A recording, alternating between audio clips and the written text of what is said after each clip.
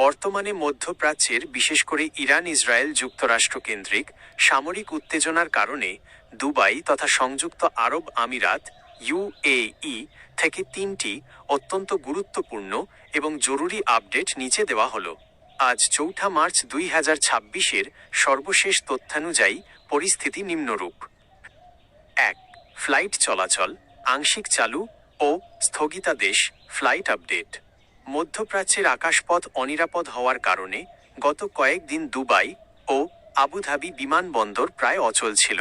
সর্বশেষ খবর, এমিরেটস এবং এটিহাদ এয়ারলাইন্স তাদের নিয়মিত বাণিজ্যিক ফ্লাইটগুলো 5 মার্চ বৃহস্পতিবার পর্যন্ত স্থগিত ঘোষণা করেছে।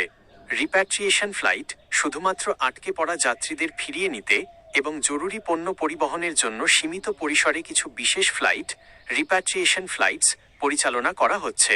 নির্দেশনা, এয়ারলাইন্স থেকে সরাসরি কনফার্মেশন না পাওয়া পর্যন্ত যাত্রীদের বিমানবন্দরে না যাওয়ার জন্য কড়াভাবে সতর্ক করা হয়েছে। 2. ভিসার আপডেট নতুন নিয়ম ও স্থগিতাদেশ। Visa news. 2026 সালের শুরু থেকেই ওমানের মতো দুবাইও তাদের ভিসা পদ্ধতিতে বড় পরিবর্তন এনেছে। নিরাপত্তা যাচাই, বর্তমান যুদ্ধ পরিস্থিতির কারণে বাংলাদেশ সহ বেশ কিছু দেশের নাগরিকদের জন্য নিরাপত্তা ছাড়পত্র সিকিউরিটি ক্লিয়ারেন্স বাধ্যতামূলক করা হয়েছে।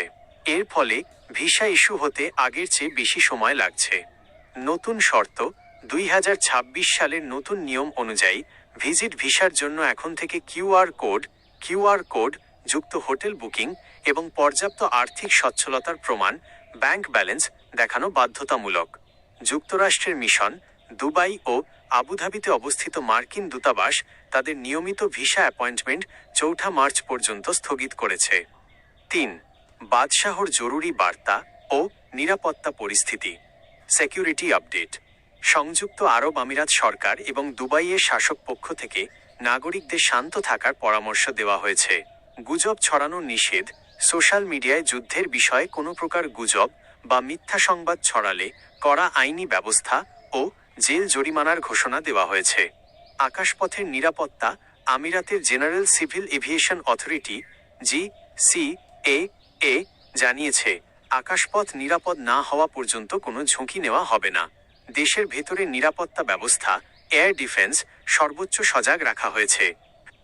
বিশেষ দ্রষ্টব্য, পরিস্থিতি দ্রুত পরিবর্তনশীল। আপনি যদি এই সময় দুবাই ভ্রমণের পরিকল্পনা করেন বা আপনার আত্মীয় কেউ সেখানে থাকে, তবে অবশ্যই অফিসিয়াল এয়ারলাইন্স ওয়েবসাইট বা দূতাবাসের তথ্যের ওপর নির্ভর করুন। আপনার কি দুবাইয়ের কোনো নির্দিষ্ট ভিসা বা ট্রাভেল এজেন্সি সংক্রান্ত তথ্যের প্রয়োজন আছে?